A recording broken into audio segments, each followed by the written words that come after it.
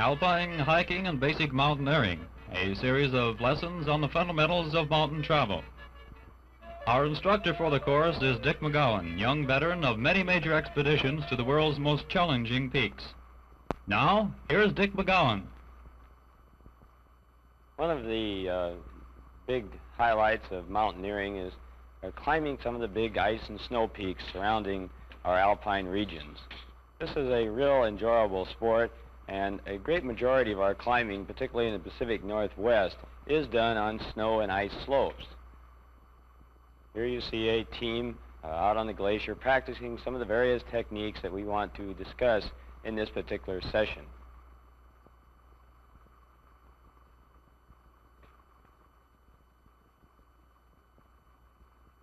One of the important things out on the glacier is knowing these techniques, being roped up, and spending a lot of time practicing these techniques before you actually go up and try to climb some of our big ice and snow peaks. One of the things that you have to be sure of is being well equipped, particularly having the right type of clothing.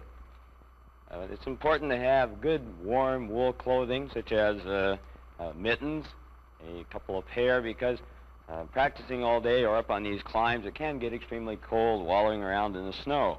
And it's good to have kind of an overshell too, so that you can be protected from the wind and keep your undermittens dry.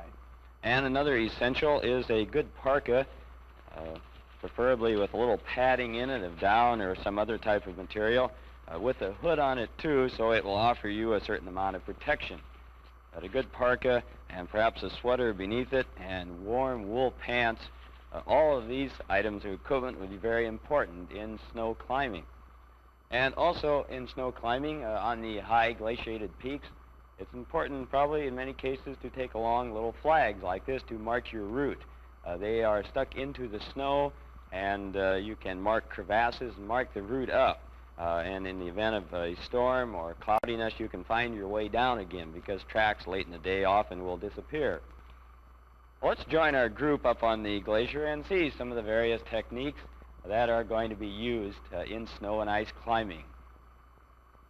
For the session, we went up to an area near Snoqualmie Pass, right in the heart of the Cascade Mountains in the state of Washington.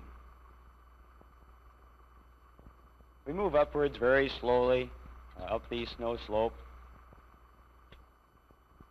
kicking steps first. In kicking steps on a snow slope, you want to go slow and steady. Unlike hiking on a trail, you need to kind of make a little platform for your foot as you move along. And you move slow and steady. You can't move with the vigorous pace which is possible on a hard, firm trail. And you follow along in each other's footsteps so that you can take advantage of the efforts of the leader as they move uphill. And if necessary, you can change leads every so often and conserve the energy of some of the people in the party. The ice axe on easy snow slopes and on trail is used with the pick forward and the adze back. Clasp your hand right over it. The wrist loop is not used generally on easy snow and trail slopes. Notice the smooth movement of Dan as he moves up the slope, his shoulders slightly forward, easy pace, rhythmical, a lot of motion in the body as you move upwards. And another important thing in snow climbing is adequately preparing yourself for protection against the sun. Even on a cloudy day, you can get a very intensive burn, particularly early in the season when the snow is fresh, new, a lot of reflection. So some type of good sun cream is necessary to use, and you have to keep putting it on all day.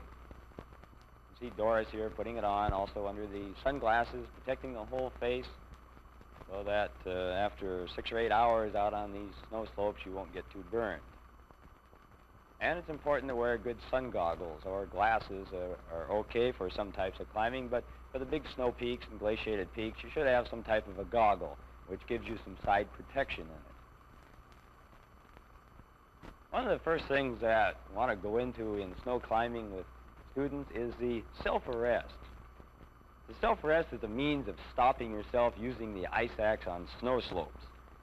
And the axe is used for many purposes, as we'll see as the session progresses. But the self-arrest is a means of stopping yourself when one member of the team falls as you move up a slope, or if you fall and you're not roped.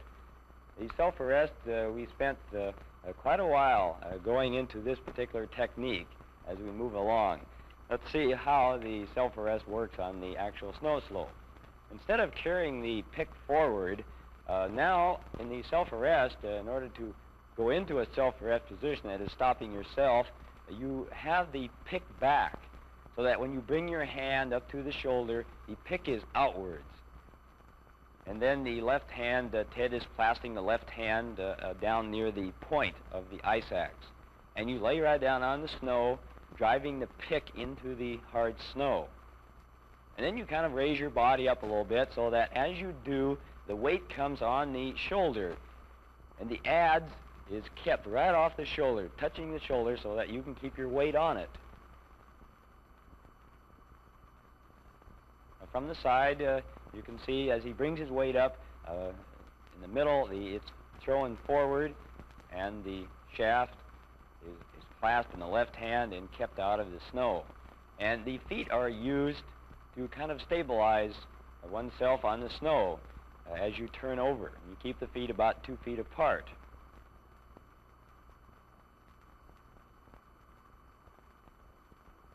Our whole group practices together. First, before actually trying a few kind of practice falls, actually trying this in unison, getting down on the snow slope together and making sure that everyone is kind of checked out on how to do this. And step by step, we go through the procedure, all the gang down on the snow. And now for practice, let's try a few falls, simulating a falling condition on a snow slope. We start first on a fairly easy slope until everyone kind of gets the technique down, knows how to do it. Then we'll move over to a little steeper slope and try it. So Cindy will try it first. On down the slope, she turns over and she stops in 8 or 10 feet. Real nicely done. And Dan moves down and does the same thing. And then Doris, real good. And after a little practice, you kind of get the idea. The adze must be kept directly off the shoulder. And you stop yourself by slowly bringing the pick in as you turn over. You don't just drive it into the slope all at once, but gradually drive it in as you slide down. If you put it in all at once, it's liable to jerk out of your hand. Now we try some of these on just a little bit steeper slope, simulating falling conditions. And away you go. There's quite an incentive to stop yourself here, because if you keep going, you end up 400 or 500 feet down the slope and have to walk back again. But each of the group did very well, and after an hour or so, we were getting to the point where we thought we'd better turn them around and send them down the slope. Because in falling, you never know which way you're going to fall. So now we tried some going down backwards.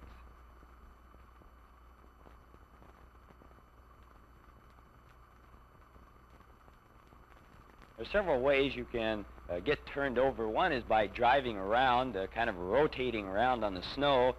And another way, Ted will demonstrate in a few more tries, is kind of a flip.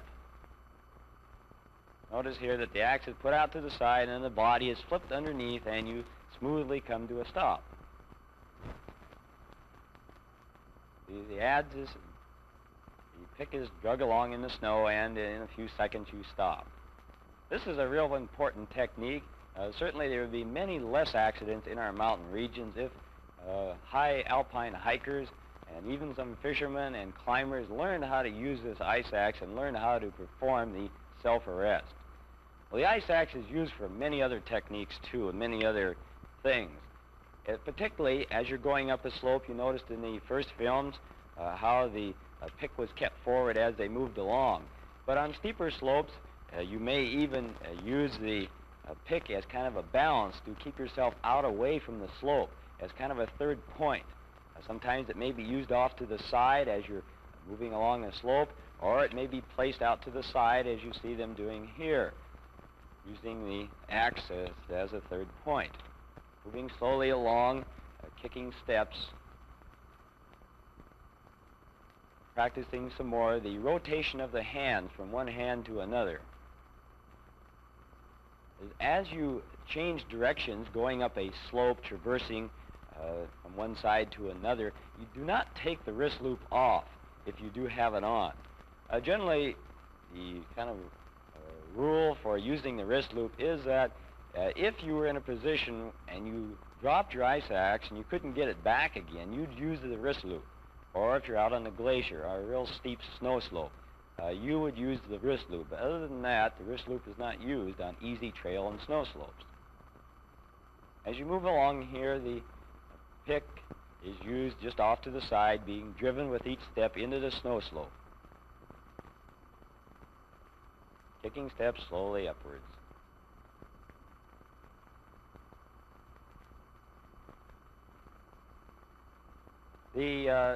And also another technique that we wanted to get into is rope snow climbing. Once you learn these techniques, the self-arrest and how to use your ice axe in traversing slopes, then we start using the rope and seeing how the rope is used in snow climbing. As you recall that we talked about rock climbing, that on steep rock slopes you're always roped and you move one team member at a time if there's any danger of falling. In snow travel, generally, you move the whole team at once, keeping them stretched out, 3 climbers on a rope as they move upwards. So they're about 55 or 60 feet apart. It's important to keep the rope stretched out, particularly on glaciers where there's danger of falling into crevasses. By keeping the rope stretched out, you have almost always a natural belaying situation. Let's look at our group again in this particular type of practice, using the rope now, moving along slowly over the snow slope. But first, it's probably a good idea to put a little more sun cream on. Usually you have to, every few hours, put a little more on and kind of check each other and make sure that you've got it all over so you won't get too burned.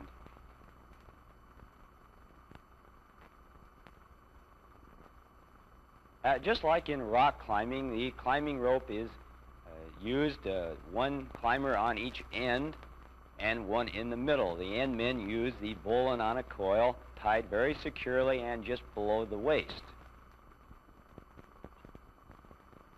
Bowline on a coil, it's cinched up, and then a half hitch is placed into it.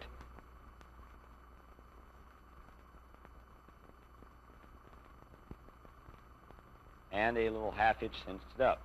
And then the middle man ropes in using a bowline on a bight so that 2 strands of rope are around the person.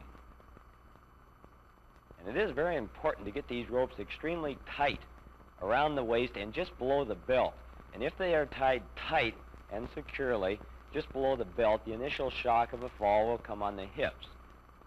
The bowline on a bight as it's tied around the person. So the middleman has to crawl into the rope after the knot is tied, and then it's cinched up tight just below the belt. In most types of snow climbing, you use 3 people climbing on a rope, whereas in rock climbing it's often convenient to have just 2 on a rope in that they're moving one at a time.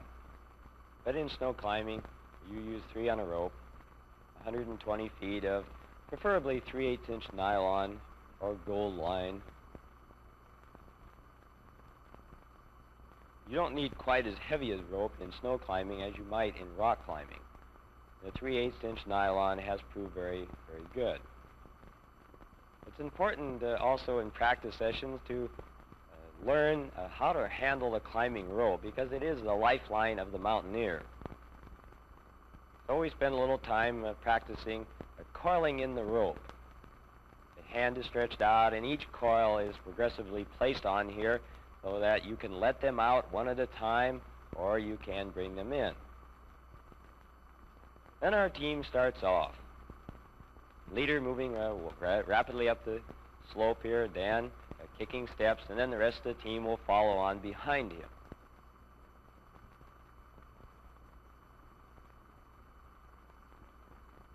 He picked back so that he's in the self-rest position. No slack in the rope, just dragging along kind of loosely in the snow. The second or third man may keep just a coil in their hand so that they'll have a little bit of leeway in moving up or down. And the third man, Cindy here, moving along. And Cindy's going to try a fall situation to see whether the other two can stop her or not. So she falls, and away she goes down the slope. Doris immediately goes into the self-arrest, and so does Dan up the slope. And then snap, they feel her as she peels off down the slope. But in the self-arrest position, they can easily hold her unless the slope is awfully steep. And we tried pulling Dan out of position here, and no matter how hard we pulled, we just couldn't get him out. He was really anchored in the snow.